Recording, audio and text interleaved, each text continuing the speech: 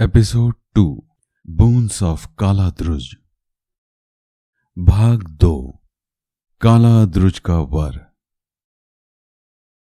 7वें दिन की सुबह सूर्य उदय होते ही आकाश में जोर से आवाज हुई। रावा और उनके क्षेत्र के लोगों ने अपनी कुटिया से बाहर निकलकर देखा। एक बड़ी सी त्रिकोणीय चीज ऊपर से नीचे तक आ रही है। रावा उस त्रिकोणीय चीज के पास गया। उस त्रिकोणीय चीज से एक दिव्य पुरुष बाहर आए और कहे, मैं सुकुमार हूं, इंद्रदेव का रथी। मुझे रावा को ले जाने का आदेश है। रावा ने दिव्य पुरुष को अपना परिचय दिया और पूछा, ये क्या चीज है? रथी ने बोला, ये इंद्रदेव का दिव्य विमान है। इसमें हम लोग आकाश मार्ग से इंद्रलोक जाएंगे। रावा ने ऐसी चीज कभी नहीं देखी थी और न उनके क्षेत्र वाले। वे लोग हैरान होकर देखते रहे।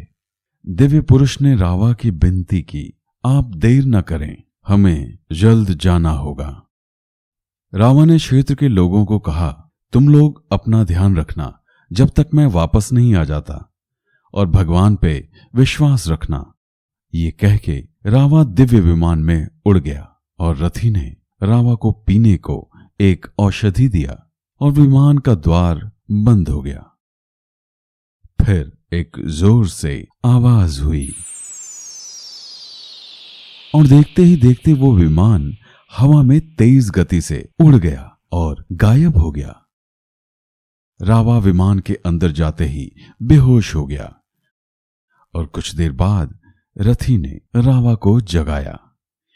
उठो रावा, हम इंद्रलोक पहुंच गए। रावा ने अपनी आंखें खोली और खड़ा हो गया। फिर रथी ने विमान के द्वार को खोला और रावा को उतरने को कहा। द्वार के बाहर उसे सिर्फ प्रकाश ही नजर आ रहा था और जब वो विमान के बाहर उतरा तो चारों तरफ दिव्य प्रकाश देखा और उसके ठीक सामने 2 विशाल स्तंभ देखा।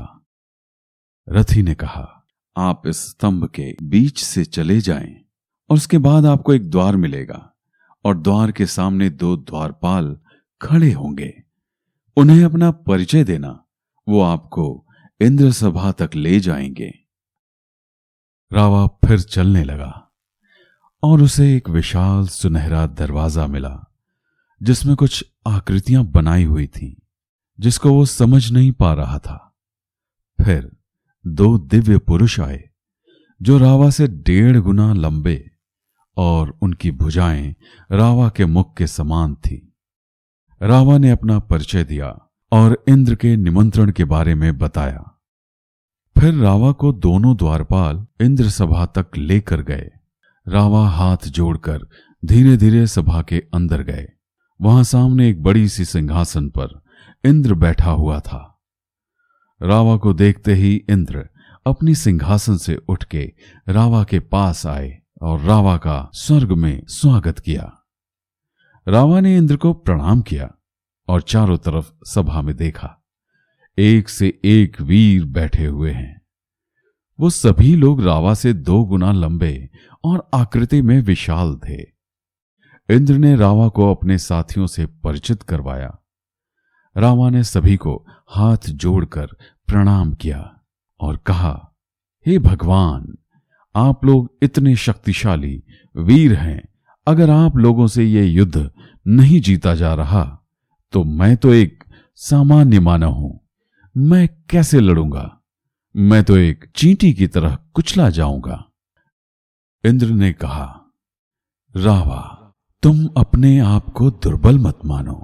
विश्वास और भक्ति की शक्ति सबसे बड़ी होती है और उस शक्ति से तुम कुछ भी कर सकते हो।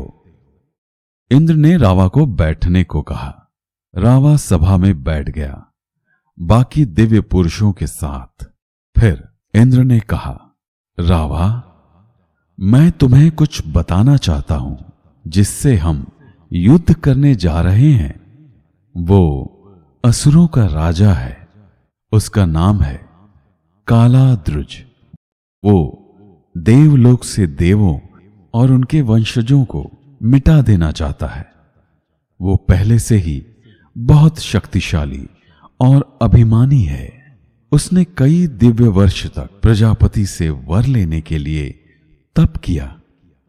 उसकी तपस्या से प्रसन्न होकर प्रजापति ने वर के लिए पूछा तो उसने अमर होने का वरदान मांगा।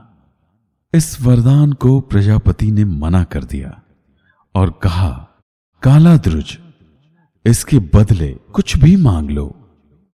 कालाद्रुज पहले से जानता था उसे अमर होने का वरदान नहीं मिलेगा, इसलिए वो पहले ही अपनी कूटनीति चाल से प्रजापति को विवश कर दिया उसकी बातें मानने को।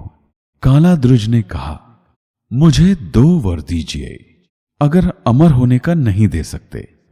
प्रजापति उसकी चाल समझ गए और कहा, ठीक है, बताओ। पहले वर में ऐसी शक्ति दीजिए कोई भी देव, नाग, वसु नहीं हरा सकते, और दूसरा वर मैं आपके कान में ही बोलूंगा। प्रजापति ने दोनों वर का आशीर्वाद उसे दे दिया। वर पाकर वो अपनी सेना तैयार करने लगा और एक एक करके दिव्यलोक को अपने अधीन कर लिया। जो भी उसके सामने जाता है उसकी शक्ति के सामने हार का ही सामना किया है। अब उसके पास 10 लाख की सेना है जिसको लेकर वो आ रहा है युद्ध करने। मेरे बहुत साथी पहले ही वीर गति को प्राप्त हो गए हैं। अगर इस बार उसे नहीं रोका गया तो ये स्वर्ग भी हमसे छीन लेगा। उसके बाद धरती लोक जिसमें तुम रहते हो। रावा ये सुनकर उसका मुंह खुला का खुला रह गया। उसने कुछ नहीं कहा, सिर्फ सिर हिलाता रहा, पर मन में उसने सोचा, मैं कैसे लड़ूंगा इस सेना से।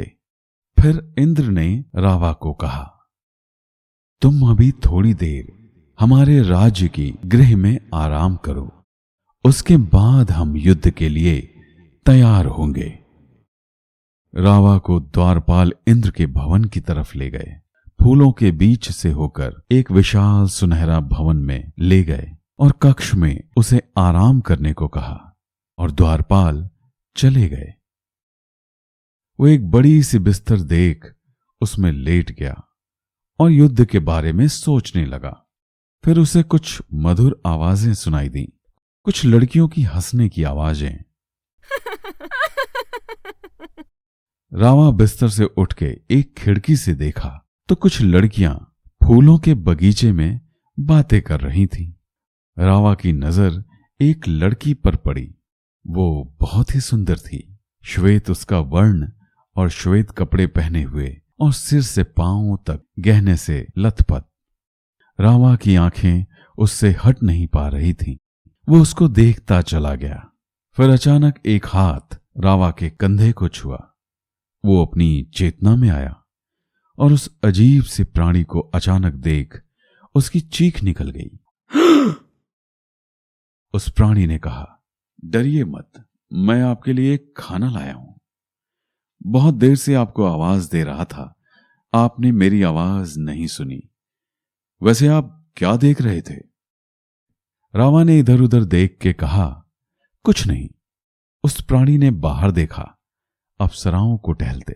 वो समझ गया और हंसते हुए कहा, वैसे छुप छुप के किसी को देखना गलत बात है। रावा ने पूछा, कौन हो तुम और तुम्हारे 4 हाथ हैं? मेरा नाम पिनाकी है।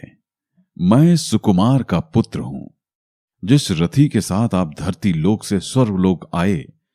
रावा ने कहा, पर तुम्हारे पिता के तो 4 हाथ नहीं थे। एक थकी आवाज में पिनाकी ने कहा, मेरी मां के हैं। वैसे धरती में 4 हाथ के लोग नहीं होते? रावा ने कहा, नहीं, मानव के 2 ही हाथ होते हैं। वैसे तुम धरती नहीं गए कभी? पिनाकी ने कहा, नहीं, पर एक बार धरती को देखना चाहता हूं। वैसे आप जिसको देख रहे थे वे अप्सराएं हैं। आप किसको देख रहे थे? रावा ने कहा, किसी को नहीं। पिनाकी ने बोला, वैसे अप्सराओं को मनाना आसान नहीं है, वो वीरों को ही अपना मन देती हैं। दोनों कुछ ही पल में मित्र जैसे बन गए थे। दोनों ही एक दूसरे की लोक के बारे में जान रहे थे। फिर कक्ष में द्वारपाल आया और कहा, इंद्रदेव ने आपको अपने सभागार में बुलाया है। रावा ने पिनाकी को साथ चलने के लिए पूछा।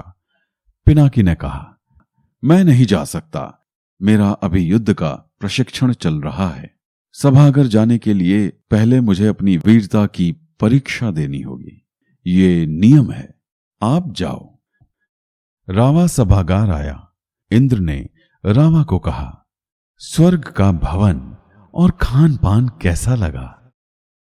रावा हाथ जोड़ के कहा, बहुत सुंदर, ऐसी चीज मैंने जीवन में अनुभव नहीं किया। इंद्र ने हंसते हुए कहा, आओ, मुझे तुम्हें कुछ देना है। इंद्र ने एक 2-धारी तलवार निकाली जिसमें मोती और रत्न लगे हुए थे।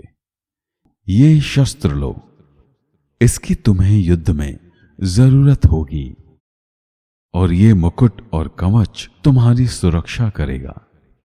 फिर रावा ने पूछा, युद्ध के लिए कब चलना है भगवान?